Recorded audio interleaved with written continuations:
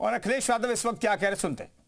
कौन पुलिस का अधिकारी कहां जा रहा है, डीएम क्या कर रहे हैं, कमिश्नर क्या कर रहे हैं, और उसके बावजूद भी इलेक्शन कमीशन ने एक भी किसी के खिलाफ कार्रवाई नहीं की। अध्यक्ष महोदय, जब हम ये बात समझ गए कि इलेक्शन कमीशन बायस्ड है, अध्यक्ष महोदय, ये जो नए नए लोग इधर से उधर खिसक गए हैं, या न बोले तो अच्छा ही है। एक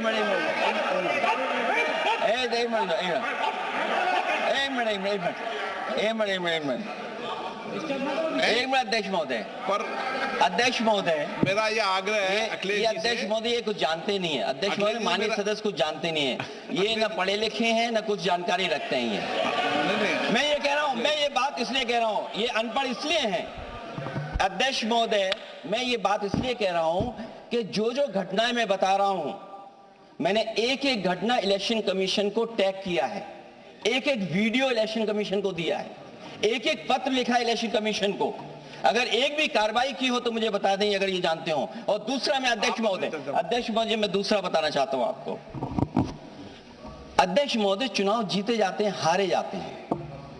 कभी कोई चुनाव जीतता है, कभी कोई चुनाव जीतता है। एक समय था जब हम लोग कांग्रेस पार्टी से लड़ते थे, और एक समय आ गया कि जब हम आपसे लड़ रहे हैं। चुनाव कभी ये जीतते हैं, कभी वो जीतते हैं, कभी मैं जीतता हूं। एक समय था अध्यक्ष महोदय, में 5 लोकसभा का सांसद था यहां। इस बार हम लोग भारतीय जनता पार्टी को दूसरे नंबर करके सबसे 1 नंबर पे समाजवादी पार्टी आई।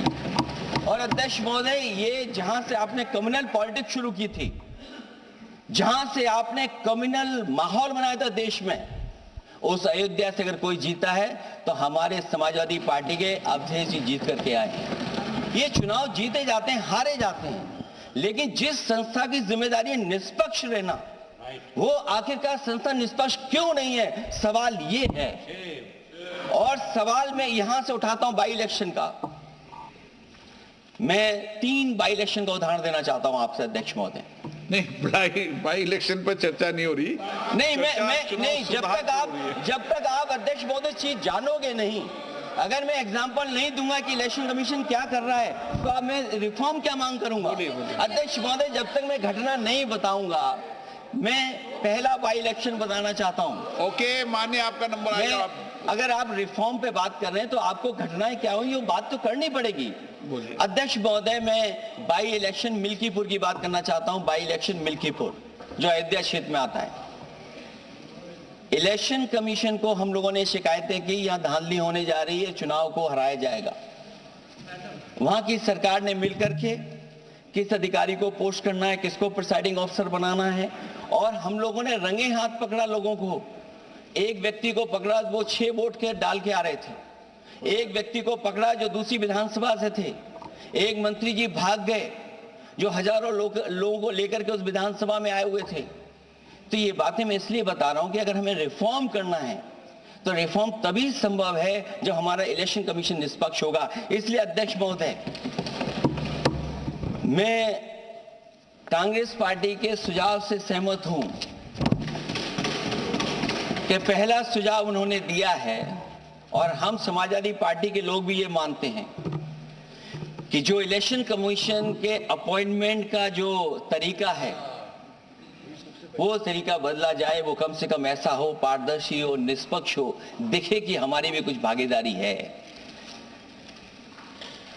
क्योंकि जो व्यवस्था पहले थी उस व्यवस्था को अगर बदलने का काम किसी ने किया तो भारतीय जनता पार्टी ने किया है। इस व्यवस्था को बदलने का जो सुझाव कांग्रेस पार्टी की तरफ से है, उस सुझाव से हम सहमत हैं। दूसरा सुझाव जो कांग्रेस पार्टी ने दिया है, थोड़े दिनों बाद सुधार आया है कांग्रेस में, इसके लिए हम उनको धन्यवाद और बधाई देते हैं। उन्होंने कहा, और अध्यक्ष महोदय मेरा भी सुझाव है कि इलेक्शन बैलेट पेपर से होना चाहिए। और इसलिए होना चाहिए कि बहुत प्रश्न लग रहे हैं, बहुत उंगली उठ रही है, इलेक्ट्रॉनिक चीजों पे बहुत सवाल खड़े हो रहे हैं, और केवल भारत के अंदर लोकतंत्र में नहीं, दुनिया के लोकतंत्र में। और ये जो लोग कुछ कुछ कह रहे हैं इलेक्ट्रॉनिक की बात और टेक्नोलॉजी की बात कर रहे हैं, मैं उनसे कहना चाहता हूं कि भारत और जर्मनी की तुलना कर लें, भारत और अमेरिका की तुलना कर लें, भारत की और जापान की तुलना कर लें, हम कहां खड़े हैं।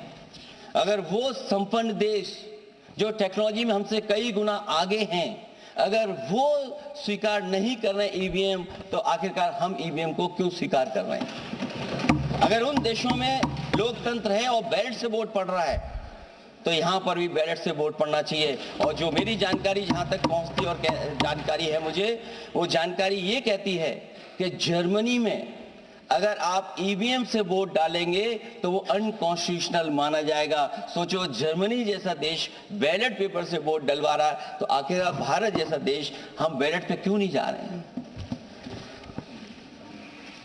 जो रिफॉर्म की बात आई है, सबसे पहला सवाल यही है कि रिफॉर्म का मतलब क्या होता है। जब कोई चीज अपने मूल रूप स्वरूप में होती है तो उसे फॉर्म कहते हैं। जो वो मूल फॉर्म को खो बैठती है तो डिफॉर्म हो जाती है, और फिर उसी मूल फॉर्म में ले जाने का जो प्रयास होता है वो रिफॉर्म कहलाया जाता है। अध्यक्ष महोदय, सवाल ये भी है